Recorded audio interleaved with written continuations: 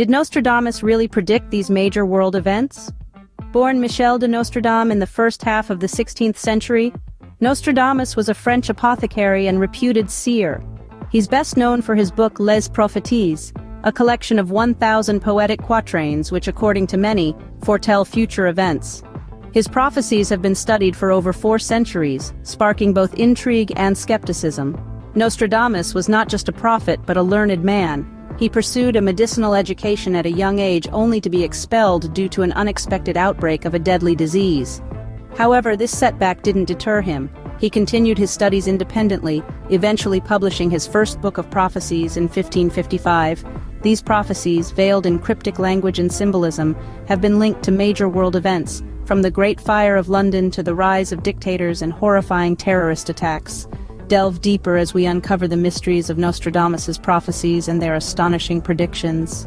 The Great Fire of London in 1666. Was this disaster foretold by Nostradamus? Now let's delve into one of Nostradamus's most famous prophecies. His writings, which were published in 1555, contain a verse that has been linked to the Great Fire of London, which occurred over a century later, in 1666. The verse reads, "The blood of the just will be demanded of London, burnt by the fire in the year 66. A chilling prophecy indeed, but does it really foretell the Great Fire of London? Let's dissect this intriguing verse. The blood of the just will be demanded of London. This part of the prophecy can be seen as a reference to London's citizens, often referred to as the just in literature of the time. The phrase "will be demanded" suggests a reckoning or a punishment, hinting at a disaster that would befall the city. The next part, burnt by the fire in the year 66, is the most direct and seemingly clear-cut part of the prophecy. The Great Fire of London did indeed occur in the year 1666, and it was a fire that caused widespread devastation. However, skeptics argue that the prophecy is too vague and its connection to the Great Fire is merely coincidental. For one, the prophecy doesn't specify the century, merely the year 66. Furthermore, fires were common in cities during this era due to the extensive use of wood in building and heating. Additionally, the phrase "the blood of the just" could be interpreted in numerous ways and isn't necessarily a direct reference to London's citizens. Some even argue that the phrase could refer to any event involving loss of life, further broadening the possible interpretations. So, was the Great Fire of London a fulfillment of Nostradamus's prophecy? Or was it just a tragic coincidence? As with many of Nostradamus's prophecies, the answer largely depends on one's perspective and interpretation. A chilling prediction or a coincidence? The debate continues. From a Corsican king to a German emperor, did Nostradamus foresee the rise and fall of Napoleon and Hitler? On this intriguing journey into the prophecies of the 16th century seer, we now turn our attention to 2 colossal figures of history. Firstly, let's delve into the prophecy that many believe points to Napoleon Bonaparte. Nostradamus penned, "An emperor will be born near Italy, who will cost the empire dearly." Now, Napoleon was born in Corsica, a stone's throw away from Italy, and his ambitious conquests indeed cost the French Empire dearly. Coincidence, or a testament to Nostradamus's foresight? It's a question that continues to spark debate. But our exploration doesn't end there. We move from the battlefields of Europe to the chilling era of the Second World War. Nostradamus wrote, "From the depths of the west of Europe, a young child will be born of poor people. He who by his tongue will seduce a great troop." Could this be a reference to Adolf Hitler, born to a modest family in Western Europe who, with his stirring rhetoric, seduced a nation into war? It's a thought-provoking interpretation, to say the least. Yet skeptics argue that these connections are made in hindsight, that the verses are so vague they could be interpreted in any number of ways. Take the verse about the emperor. Italy has birthed many leaders, why Napoleon? And the child from the West, could it not refer to any influential figure born in Western Europe? These are valid points, and they highlight the enigma that is Nostradamus's prophecies, cryptic, elusive, open to interpretation. As we delve deeper into these prophecies, we find ourselves entangled in a web of mystery, caught between the realms of belief and skepticism. But whether you're a believer or a skeptic, one cannot deny the intrigue that these prophecies hold.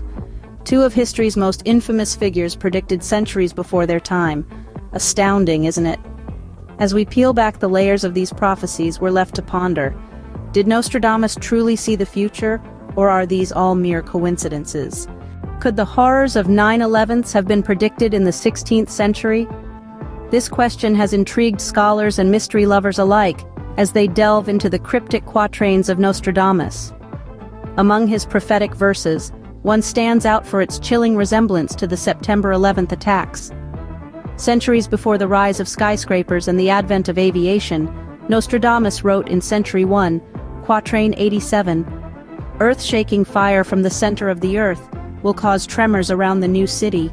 Two great rocks will war for a long time, then Arethusa will redden a new river." The earth-shaking fire could be interpreted as the explosion caused by the planes hitting the Twin Towers. The new city in question, many believe, is a direct reference to New York City, often known as the New City in contrast to Old Europe. The two great rocks could symbolize the Twin Towers themselves, standing tall and indomitable until that fateful day. The war for a long time might represent the subsequent war on terror that followed the attacks. But how could a 16th century prophet predict an event that occurred more than 4 centuries later? The answer, as always, lies in the interpretation. Nostradamus wrote his quatrains in a mix of French, Latin, Greek, and Italian, and used symbolic and metaphorical language. This makes them open to various interpretations, often fitting the events retrospectively. Another quatrain that has been linked to the 9/11 attacks is Century 6, Quatrain 97. "At 45 degrees the sky will burn.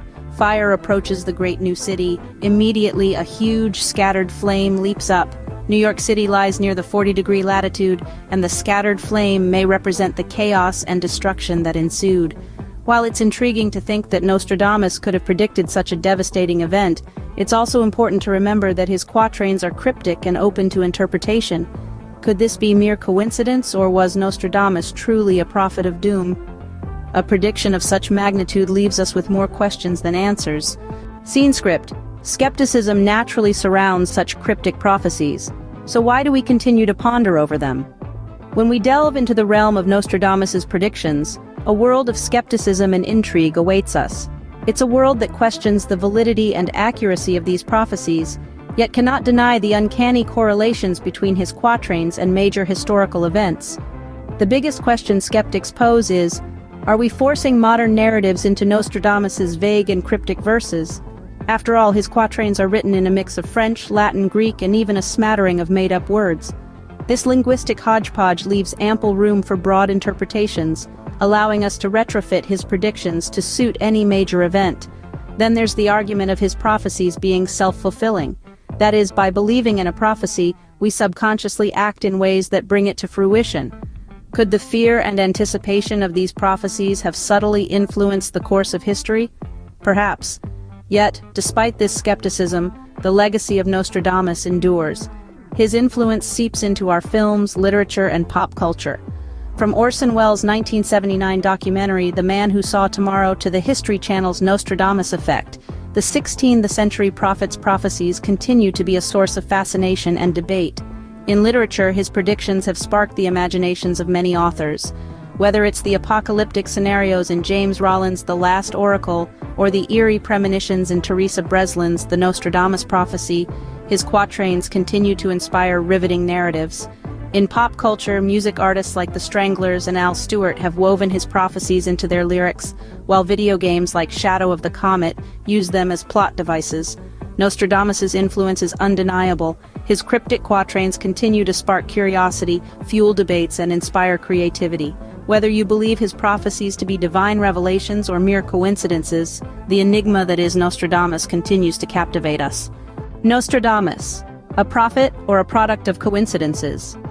As we draw this exploration to a close, let's recap the journey we've taken.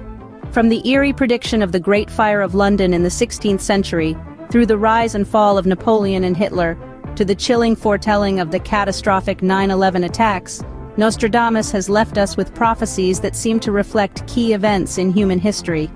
Yet skepticism persists. His cryptic quatrains, written in a mix of Latin, French, and Greek, are open to various interpretations, leading some to question their validity. Despite this, his influence on pop culture is undeniable, with his prophecies continuing to inspire films, books, and heated debates. Nostradamus, a seer who glimpsed the future or a clever writer whose vague predictions have been retrofit to match historical events. The mystery remains, but the fascination with Nostradamus and his prophecies endures. What are your thoughts?